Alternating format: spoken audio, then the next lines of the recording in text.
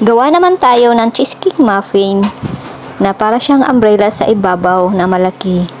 At napakasarap din ito. Subukan mo din magluto nito. Madali lang i-prepare ang mga ingredients.